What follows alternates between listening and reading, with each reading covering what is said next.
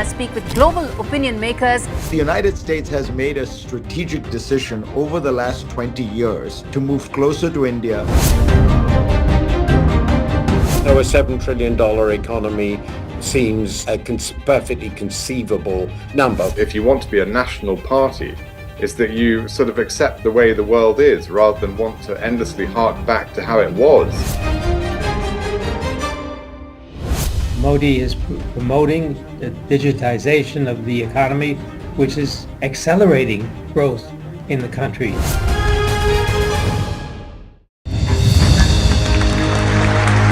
I now request the Honorable Prime Minister to launch NDTV World and address the summit.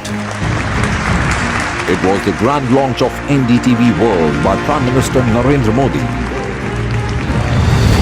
NDTV World, as he laid out his vision for the India-centric at the NDTV World Summit.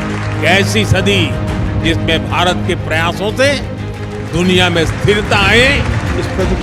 In the presence of those who are shaping our future. मेरी तरफ से आपको ढेर सारी शुभकामनाएं हैं. NDTV World, your new home for global news is here. New day, new show, a new experience. Start your day with the news, not views. We bring you stories that matter and impact your lives. News that informs and keeps you ahead. From Maximum City, Mumbai, to the seat of governance, Delhi, NDTV brings to you the best breakfast show. The breakfast show only on NDTV 24/7 every morning at 8 a.m. It's a web of frauds, calls, luring emails, threatening messages. Cyber frauds have cast their net wide and everyone is at risk. We track the victims, their horror stories as they get conned online, extorted and robbed of their hard-earned money. How to identify a cyber fraud and how to stay cyber safe. What are your options? Fraud.con, NDTV initiative for cyber safety.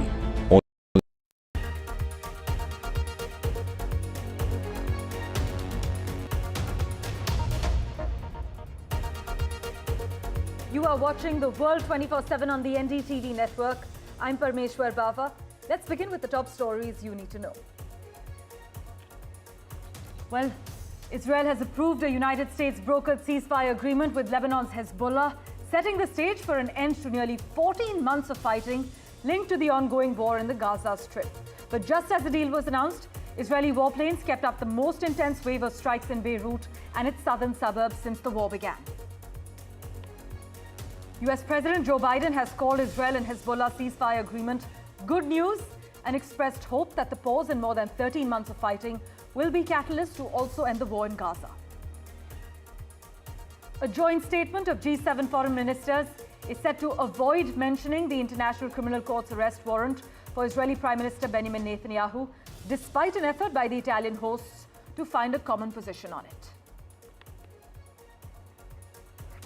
A Bangladeshi court has denied bail to prominent Hindu leader Chinmoy Krishnadas Brahmachari, arrested on sedition charges, and sent him to prison, triggering protests by community members in various locations, including the capital Dhaka.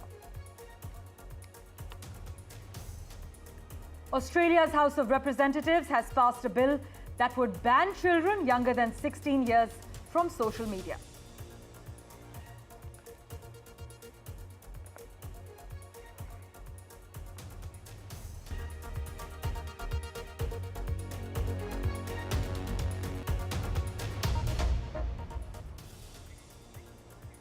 Well, in a significant development, Israel has approved a US brokered ceasefire agreement with Lebanon's Hezbollah, marking a potential end to nearly 14 months of intense fighting that has been linked to the ongoing war in Gaza.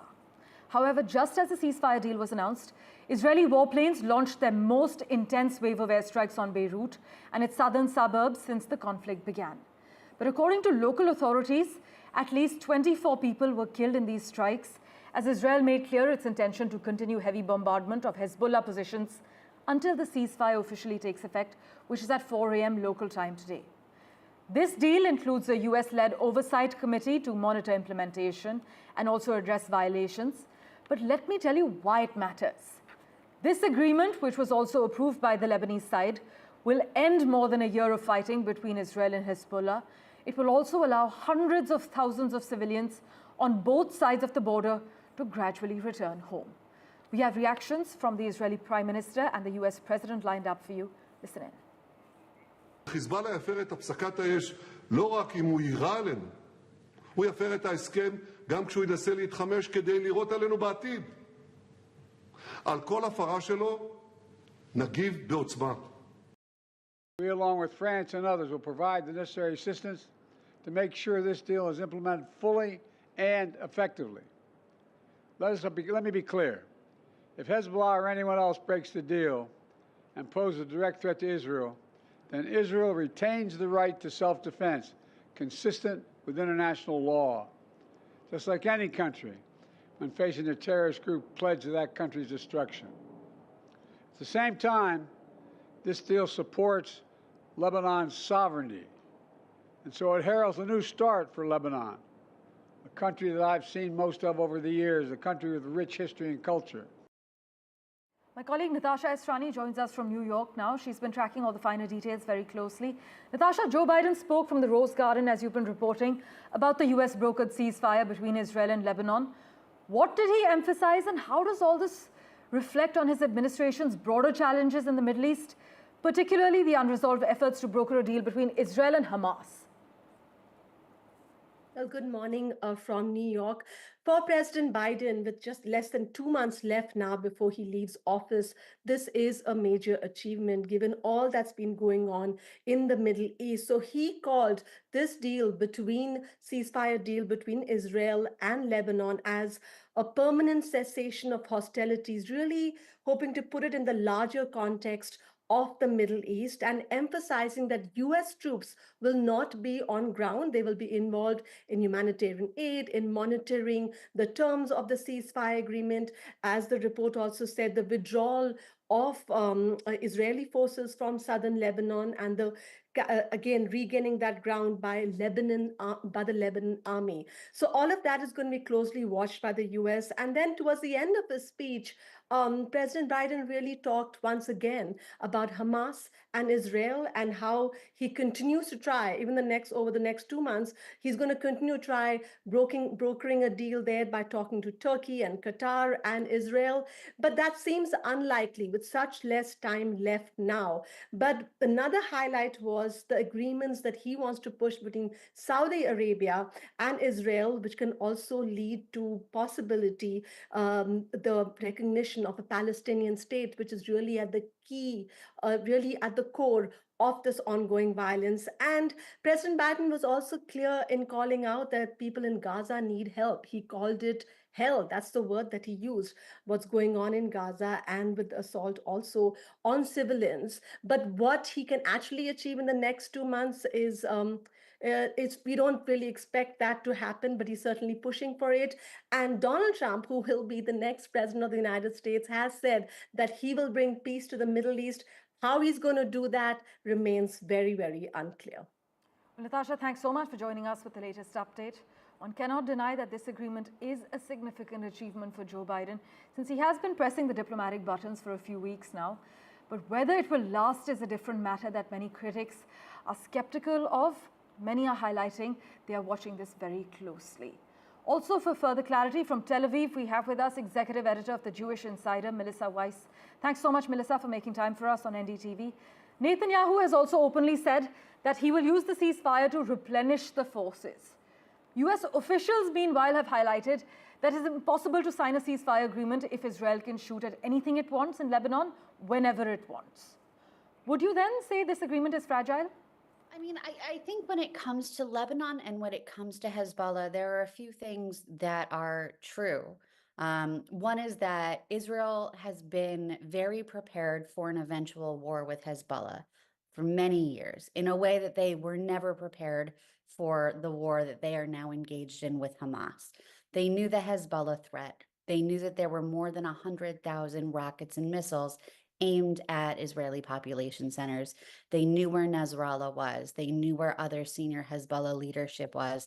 And they were able to go into Beirut, to go into southern Lebanon and take out these threats in very strategic, well thought out ways that took years and years to plan. Case in point, the walkie-talkie and the pager incidents. That's the kind of thing that does not just happen overnight. That takes a lot of planning. And so I have to think that there is a broader strategy at play here, and that Netanyahu deeply understands the risks of letting Hezbollah go, of not removing Hezbollah from power.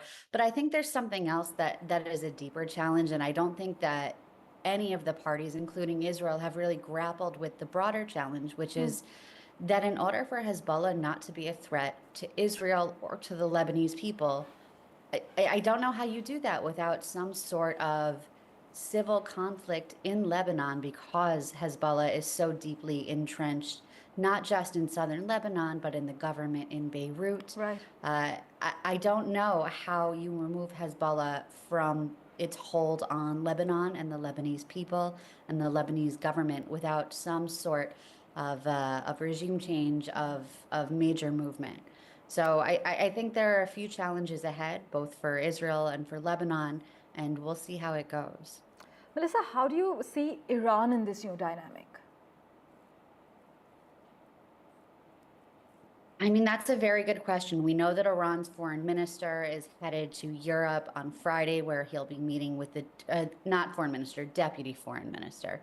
He'll be heading to Europe later this week, where he'll be meeting with the deputy foreign ministers of a number of European countries. Iran is under immense pressure right now, having last week been sanctioned by the International Atomic Energy Agency. We also know that Iran's defenses are not what they were a year ago or even 6 months ago, after Israel took out missile defense and aerial systems. So the extent to which Iran could attack in a significant and sizable way is really, it's an open question, but it's one that, judging by Netanyahu's comments tonight, he does not feel particularly threatened in this moment. But things in the region, as you know, can change on a dime, and we could be waking up to an entirely different reality in the morning. Well, Melissa, thanks so much for joining us on NDTV. We will, of course, revert to you for regular updates as and when things move faster. In other news, a joint statement of G7 foreign ministers is set to avoid mentioning the International Criminal Court's arrest warrant for Israeli Prime Minister Benjamin Netanyahu, despite an effort by the Italian hosts to find a common position on it. Italy, which currently chairs the G7, said it wanted to try to forge a common position about the ICC arrest warrant at a two-day meeting it hosted, which has ended now. But a draft of the final statement, due to emerge from the discussions, which was actually reviewed by many local media organizations and world news agencies, did not directly name the ICC and its decisions. With that, let's turn our attention to the neighborhood now. A Bangladeshi court has denied bail to prominent Hindu leader Chinmoy Krishnadas Brahmachari, arrested on sedition charges, and sent him to prison, triggering protests by community members in various locations, including the capital Dhaka and the port city of Chattogram. Now, Bangladesh police have arrested Chinmoy Krishnadas Brahmachari on Monday. He's a leader of the Hindu group Samilita Santani Jot from the Hazrat Shah Jalal International Airport area in Dhaka while traveling to Chattogram. He was actually then brought here. Protests broke out demanding Mr. Das's release in different districts, including Dhaka, Chattogram, Khulna and Dinajpur, as per local reports.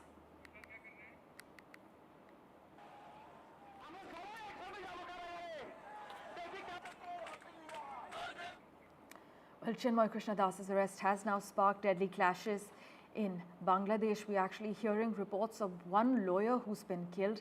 But with that, let's also get you news from Pakistan, where jailed former Prime Minister Imran Khan's supporters reached the heart of Pakistan's capital after removing barricades and battling the police in clashes that killed 6 security personnel and injured dozens. 4 paramilitary rangers and 2 policemen were killed late on Monday, and over 100 security personnel were injured when protesters marching towards a chowk in Islamabad turned violent, prompting the federal government to deploy the army in Islamabad, along with shoot-at-sight orders, as per state media reports. I can inform you that a case was registered under the Anti-Terrorism Act against Mr. Khan and other Pakistan Tehreek-e-Insaf leaders over their alleged role in the killing of a police officer during the protest march, as per local media reports.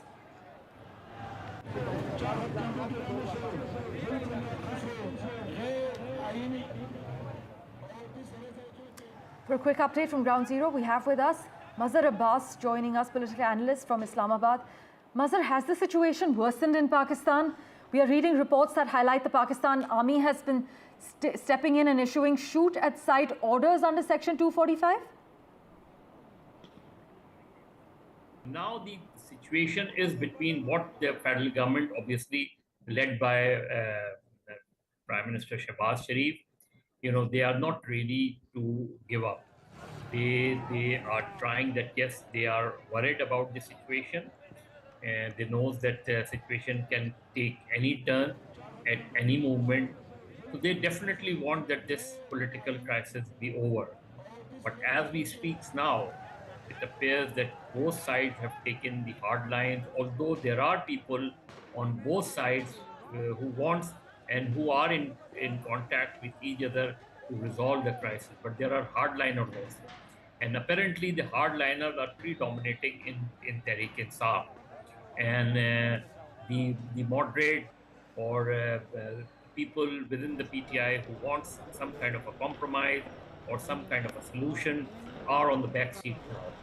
So, and similarly, the hardliners within the government and Pakistan Muslim League, they are very clear that if we, succumb to the pressure, then they'll celebrate it as their victory.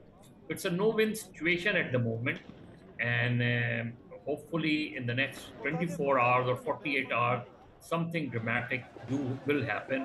And obviously, obviously the government has empowered the army also under Article 245 of the Constitution, that in case situation goes out of control, the army can act.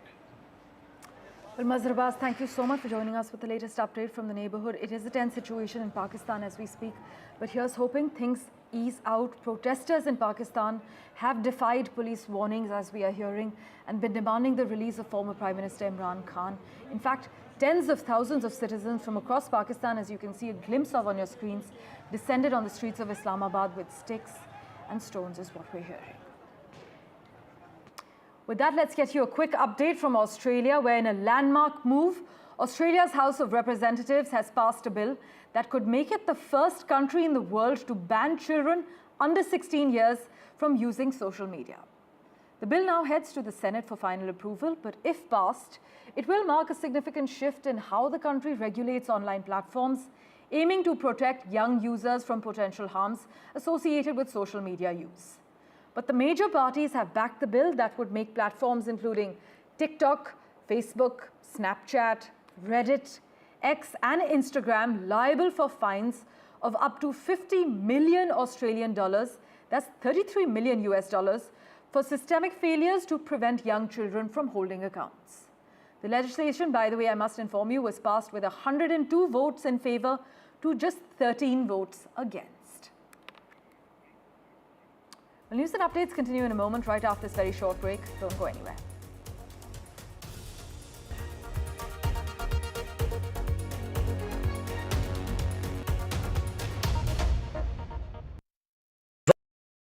I've been reporting on all issues, big and small, from Andhra Pradesh, Telangana, rest of South India, bringing you all the action, all that you need to know, all that you want to know. The energy of Maximum City is infectious. I bring in that energy in our news coverage from financial capital, Mumbai. India's IT capital is always bustling. It's literally a city that never sleeps. And I keep you ahead on all the Bengaluru buzz. Covering from the southernmost part of India over the last 23 years, I bring in-depth and 360-degree coverage from the Dravidian heartland. The land of Mishti is also known for its bitter politics. I have seen much water flow under the Howrah Bridge, covering Bengal in all its vivid colors.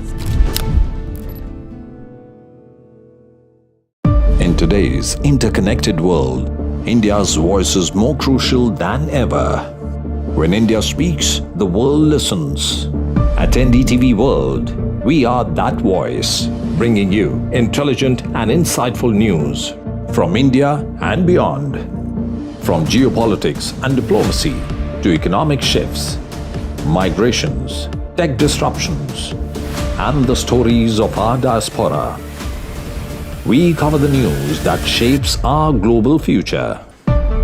NDTV World, your new home for global news, is here. Stay informed and entertained with the new and updated NDTV News app. You can watch all our channels live, listen to podcasts, read breaking and exclusive news from around the world and more. Download the NDTV app today and get access to the best journalism and storytelling on your smartphone or tablet. The NDTV app, news that matters to you. NDTV proudly upholds its legacy of trust and credibility. According to the prestigious Reuters Institute's Digital News Report 2024, NDTV is the top-most news platform in the country. Number 1 in both online and offline reach in India. Beating all its competition, NDTV stands for trust. Hello and welcome to India Sense, where I speak with global opinion makers. The United States has made a strategic decision over the last 20 years to move closer to India. So a $7 trillion economy seems a perfectly conceivable number. If you want to be a national party, it's that you sort of accept the way the world is rather than want to endlessly hark back to how it was.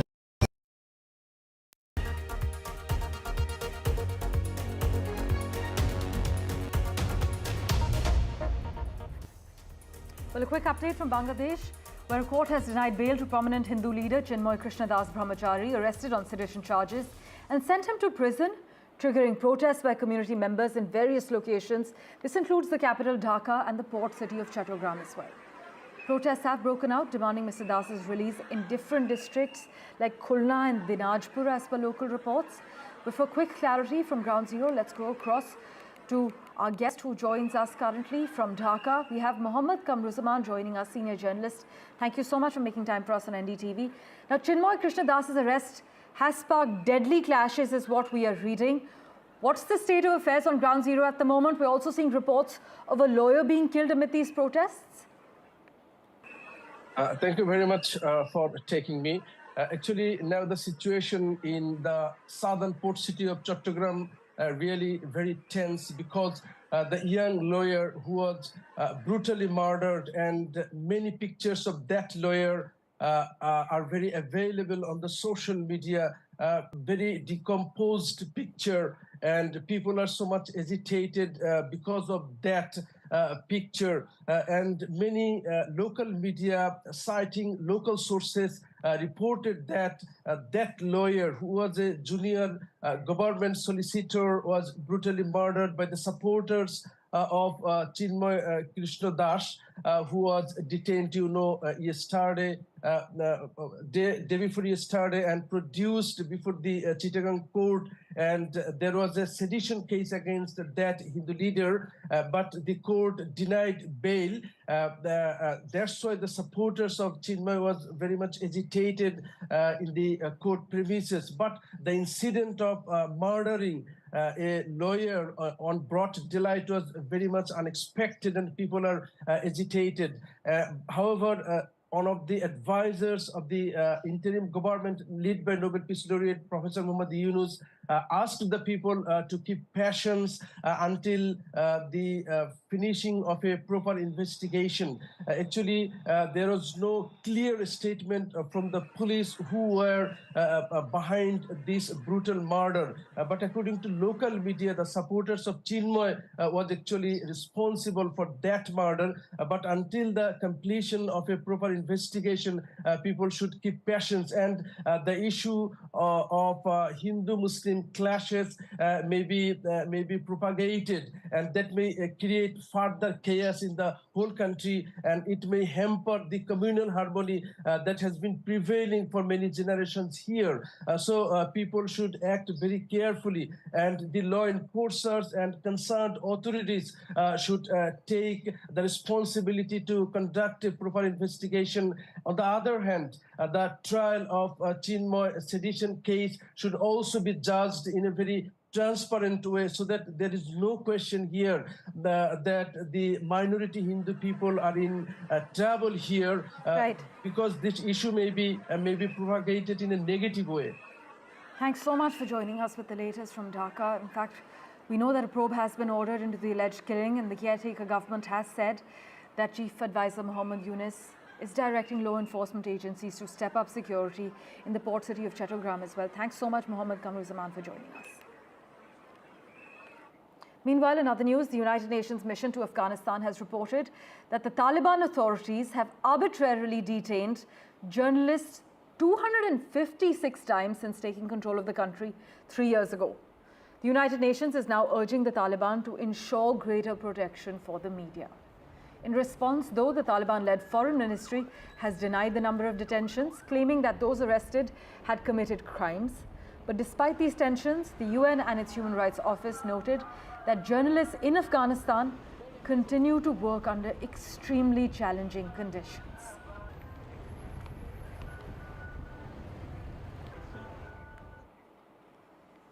Meanwhile, Vaibhav Suryavanshi, a 13-year-old from Bihar, created history by becoming the youngest ever player bought at an IPL auction.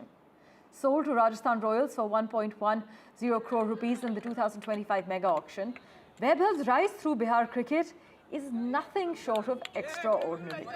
At just 12 years old, he made his debut for Bihar, breaking records set by legends like Yuvraj Singh and Sachin Tendulkar, and his meteoric rise has earned him a spot in the India under-19 squad, and his IPL debut promises to be one to watch.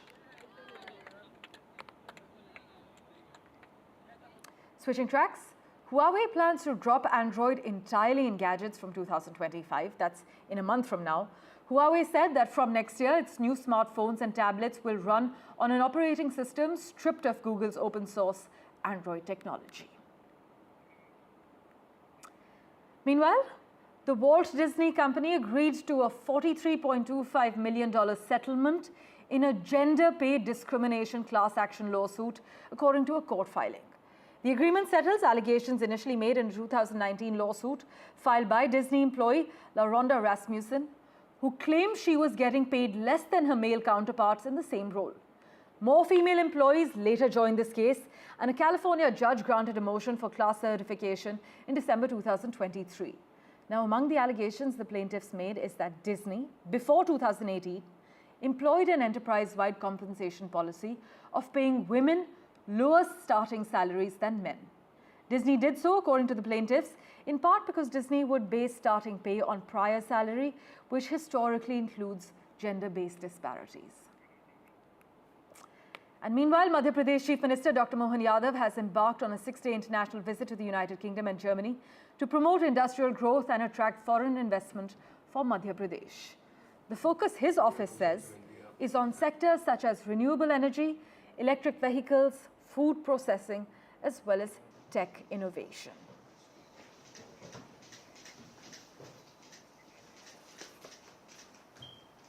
मुझे इस बात का संतोष है कि England के अंदर London में आज हम कल से आज तक जो मिल रहे हैं, बड़े पैमाने पे अच्छे उद्योगपति मिल रहे हैं, निवेशक मिल रहे हैं और टेक्नोलॉजी वाले लोग भी बहुत सारे मिल रहे हैं जो भविष्य में बहुत मध्य प्रदेश के लिए हितकारी होंगे। ऐसे प्रत्येक काम में हम अपनी तरफ से ताकत के साथ उनसे बात भी कर रहे हैं और हमारी अपनी अच्छी संभावनाओं से उनको कन्विंस कर रहे हैं और मुझे इस बात का संतोष है कि अधिकांश लोगों ने सहमति दी है कि वो मध्य प्रदेश के साथ जुड़ करके ऐसे अवसर उपलब्ध कराएंगे जिससे वहाँ युवाओं को काम मिले और इनको अपना व्यापार मिले। As always, thank you so much for investing your time and watching this edition of The World 24/7. We'll keep tracking the latest developments for you. Do stay tuned.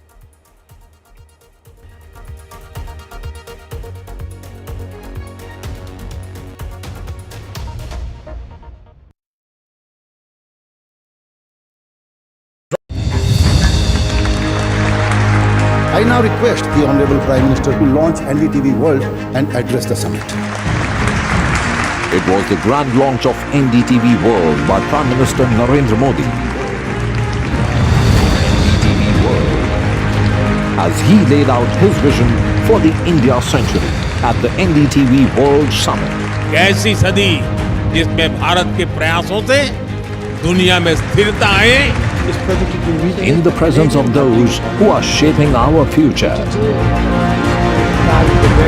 मेरी तरफ से आपको ढेर सारी शुभकामनाएं हैं। NDTV World, your new home for global news is here. New day, new show, a new experience.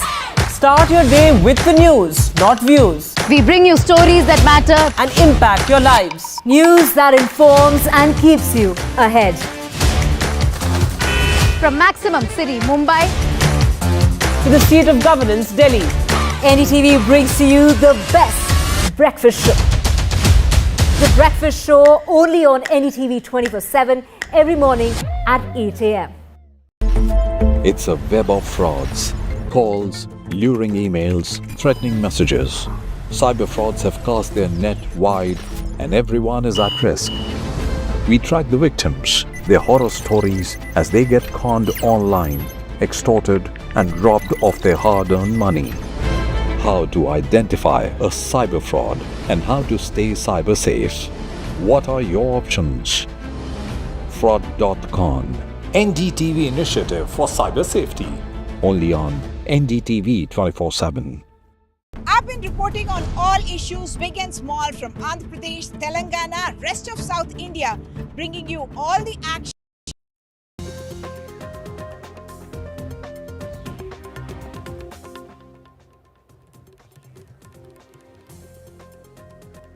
Hello and good morning. You're watching Breakfast Show on NDTV. I'm Radhika Ramaswamy joining you from Mumbai studios. We also have Divya Vadva joining us from Delhi studios. Divya, Israel agrees to Lebanon a ceasefire deal finally, and in Maharashtra, suspense continues over Chief Minister's post and a huge showdown, of course, expected inside Parliament today. That's right. So all eyes on the Parliament that is going to resume this morning after it was adjourned on Monday. And of course, the air pollution count and our fight against pollution that continues as pollution continues to be in the very poor category. That and a whole lot more. But first, the headlines. Israel and Hezbollah trade attacks just hours before agreed ceasefire. This as Joe Biden, the United States president, announced a highly anticipated ceasefire to end the fighting between Israel and Hezbollah.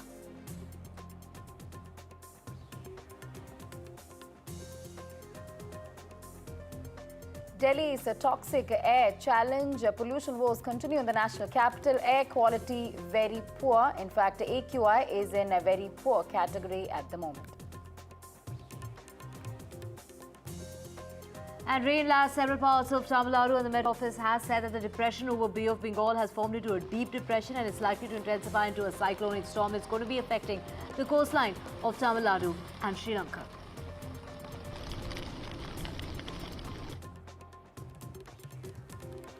No decision yet on who will become the next Chief Minister of Maharashtra. BJP MLAs back Devendra Fadnavis. Shiv Sena pushes for Eknath Shinde to retain Chief Minister's position. And as the Parliament session resumes this morning, a banking amendment bill to be tabled by the Finance Minister in the Parliament. The bill allows multiple nominees for fixed deposits, and meanwhile the opposition is pushing for discussion on Constitution.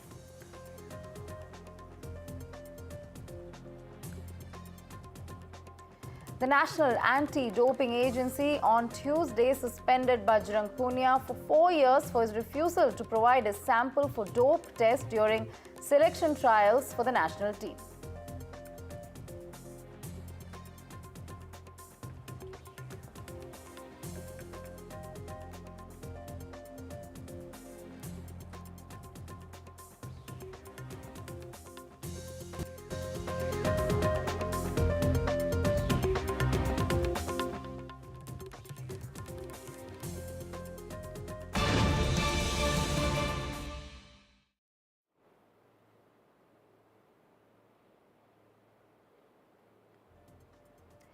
A very good morning. Let's begin with our top story, and that is the Olympics bronze medalist Bajrang Punia, who has been suspended for 4 years by the National Anti-Doping Agency for refusing to provide a urine sample during the selection trials for the national team. The suspension means that Bajrang Punia will not be able to return to competitive wrestling or even apply for a coaching job abroad, Radhika.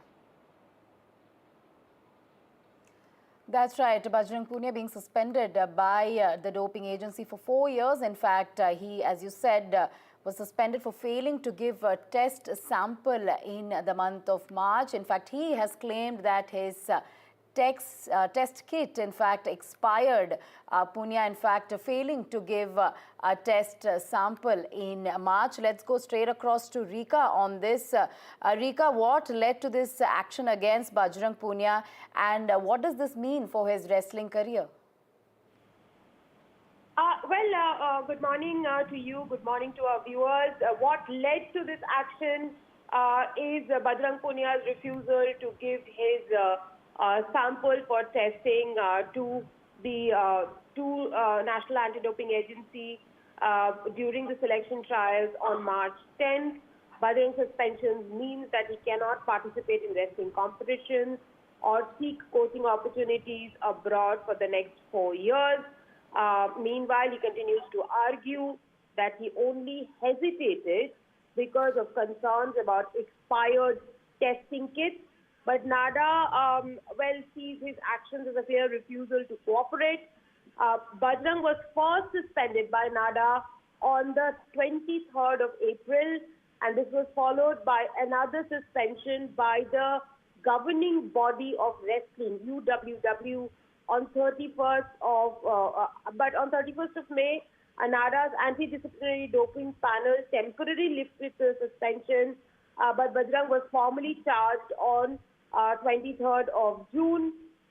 He, as we all know, that he joined the Congress party, took up a leadership role in the All India Kisan Congress, and then there were hearings in UWW in NADA, and the hearings were on September 20th, October 4th. Finally, the decision has come to suspend him for 4 years, but Bajrang Punia can definitely appeal against this decision. He can move to the Court of Arbitration of Sport as well. He wasn't charged on taking any steroids or any legal drugs. It was just violation. So the punishment seems a bit harsh. However, Bajrang Punia has to prove in the court that he has not done anything grave, and the fact that this ban is harsh and long and can be overturned. He's just 30 years old. He has many more years of wrestling ahead of him. As we're all aware that he is a bronze medalist from the Tokyo Olympic Games. He missed the Paris Olympic Games. He wasn't prepared, and all this controversies regarding testing did not allow him to even appear for trials and prepare himself for the Olympics. However, now perhaps he feels the need to come back to wrestling, and in the middle of all of that, NADA has taken an action on him. All right. Thank you, Rika, for getting us all those details. So certainly a setback for Bajrang Punia. In fact, he has, of course, cried foul play as far as the suspension is concerned. Let's move on now. This is with respect to the ceasefire as far as Israel-Lebanon war is concerned. Israel has begun a ceasefire in Lebanon after an all-out war with Hezbollah amid global calls for peace in the Middle East, Divya. But fighting will continue in Gaza, where Israel has vowed to destroy the Palestinian Hamas group. That's right. The Israeli cabinet approved the ceasefire deal that was brokered by the United States and by France last evening by a vote of 10-1. Announcing the good news, the US President Joe Biden said the ceasefire would come into effect, and it has come into effect from 4 o'clock this morning.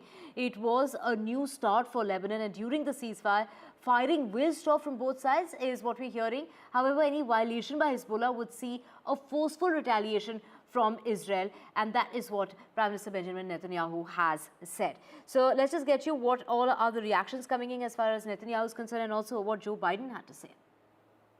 חיזבאללה יפר את הפסקת האש לא רק אם הוא יירה עלינו, הוא יפר את ההסכם גם כשהוא ינסה להתחמש כדי לירות עלינו בעתיד. על כל הפרה שלו נגיב בעוצמה. Provide the necessary assistance to make sure this deal is implemented fully and effectively. Let me be clear. If Hezbollah or anyone else breaks the deal and poses a direct threat to Israel, then Israel retains the right to self-defense consistent with international law, just like any country when facing a terrorist group pledged to that country's destruction.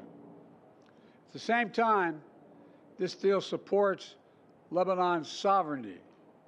To Ghazali on this, Ghazali, the ceasefire, of course, is a significant step to bring some stability in the region. Take us through what this ceasefire agreement entail, and what are the main terms of this ceasefire, and what does this mean for civilian population in both these regions?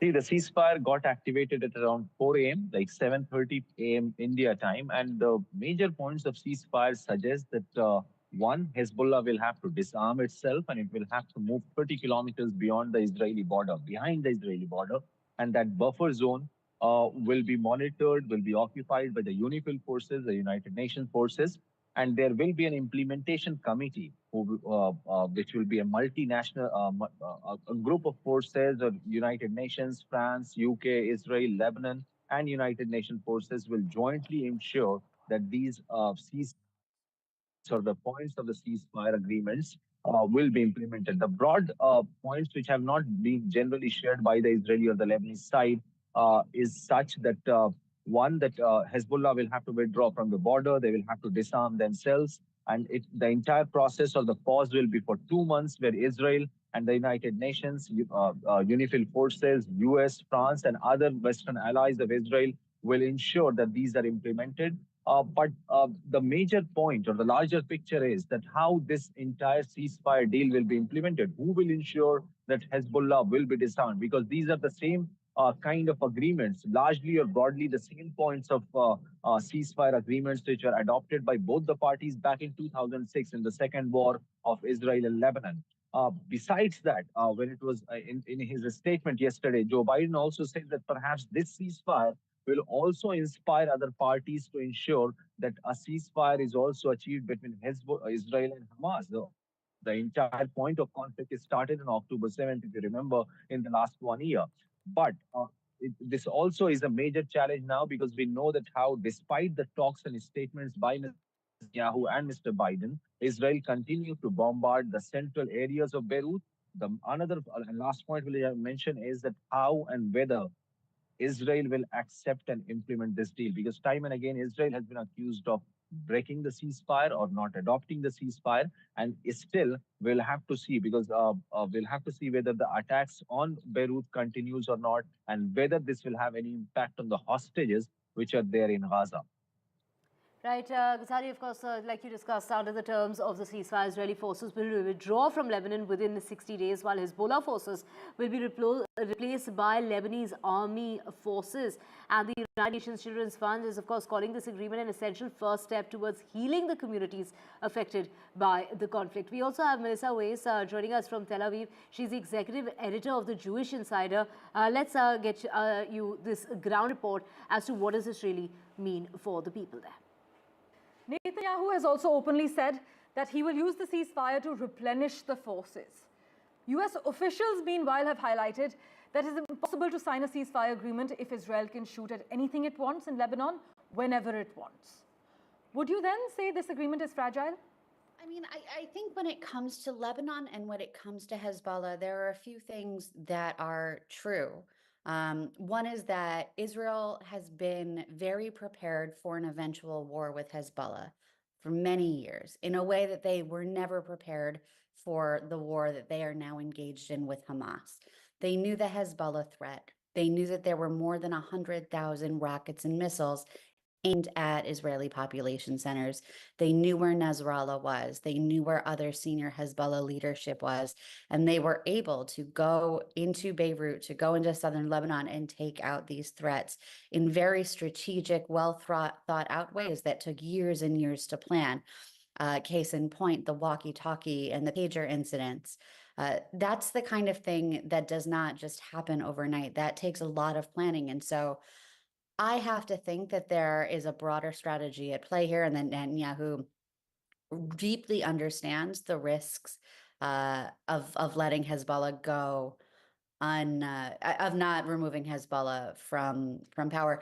But I think there's something else that is a deeper challenge, and I don't think that any of the parties, including Israel, have really grappled with the broader challenge, which is that in order for Hezbollah not to be a threat to Israel or to the Lebanese people, I don't know how you do that without some sort of civil conflict in Lebanon, because Hezbollah is so deeply entrenched, not just in southern Lebanon, but in the government in Beirut. Right. I don't know how you remove Hezbollah from its hold on Lebanon and the Lebanese people and the Lebanese government without some sort of regime change, of major movement. So I think there are a few challenges ahead, both for Israel and for Lebanon, and we'll see how it goes. Melissa, how do you see Iran in this new dynamic? I mean, that's a very good question. We know that Iran's foreign minister is headed to Europe on Friday, where he'll be meeting with the, not foreign minister, deputy foreign minister. He'll be heading to Europe later this week, where he'll be meeting with the deputy foreign ministers of a number of European countries. Iran is under immense pressure right now, having last week been sanctioned by the International Atomic Energy Agency. We also know that Iran's defenses are not what they were a year ago or even 6 months ago, after Israel took out missile defense and aerial systems.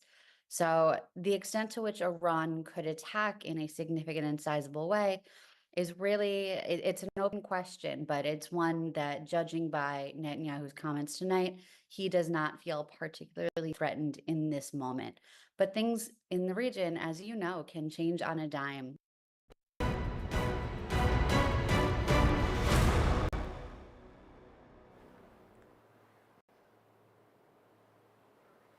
All right, on to pollution woes in the national capital. Severe toxic smog, in fact, continuing to engulf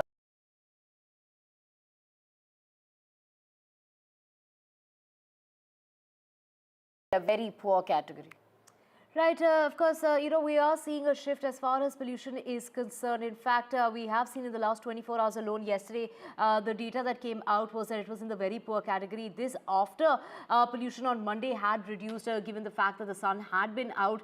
But the air pollution seems to be increasing, and the authorities had imposed grab 4 measures in the national capital after the air quality index plunged into the severe plus category. So schools and colleges and other educational institutions now have been directed to go on the hybrid mode, which basically means they have an option whether to come in person or to be online. But from what we're hearing now is the winds are going to get calmer, which basically means that pollution could again be in the severe category. Let's go across to our colleague Tanushka, who's joining us. Tanushka, take us through the data this morning. We're still in the very poor category, and from what we are hearing is that the weather is going to turn adverse in terms of the wind conditions, and basically means the wind speeds are going to reduce, and basically it could be all gloom and doom again.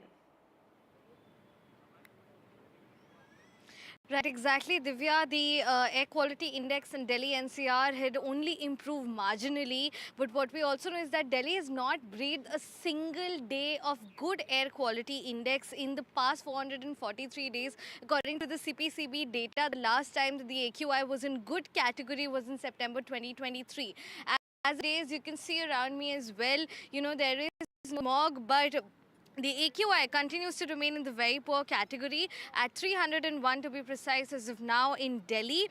And as far as the wind is concerned, the wind speed as of now, we have had, westerly winds we've experienced, which is also the reason why the air quality improved from the severe category to the very poor category. However, what the weather services are saying that in the days ahead, the pollution again can, increase and return to the severe category, because easterly winds will be, like experienced in this part of the country, in this region, and easterly winds are calmer in nature, which means that there is a tendency of increased pollution. What we also know is that the Supreme Court yesterday said that, the GRAP 4 measures that were invoked are to remain in place. So the GRAP 4 continues to remain, while it left the decision of reopening of schools onto the CAQM. And what we know is that at least in Noida, that is Gautam Buddha Nagar, a lot of schools have been asked to go into hybrid mode, which means that they can operate either in physical mode at school or online mode from home. So these are the measures that are being taken as of now, because of course it is also not an option to keep schools closed, as it hampers not just education but also children who can't afford to study at home. They're also missing out on Anganwadi meals and midday meals as well. So pollution has an offspring effect on a lot of other aspects on people's lives.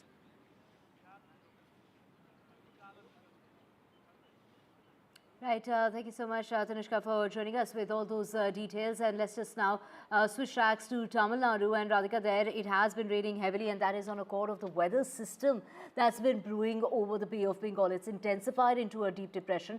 It's going to intensify further into a cyclone, is what we are hearing, by the 27th, which basically means that very heavy showers are expected to continue in the area. This weather system is going to, we don't know exactly where it's going to make landfall, but it's going to be skirting the coastline of Tamil Nadu as well as Sri Lanka. So those are the areas of concern, and those are the areas that are feeling the impact already. The sea conditions very rough, of course, and of course the situation on the ground is something that is very concerning at the moment.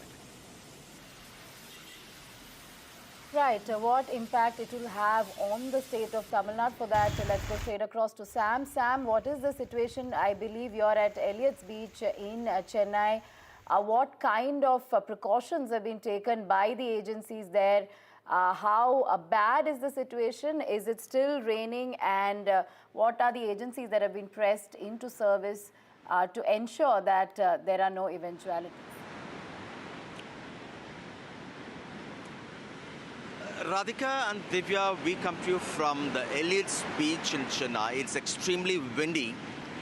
Authorities have forecast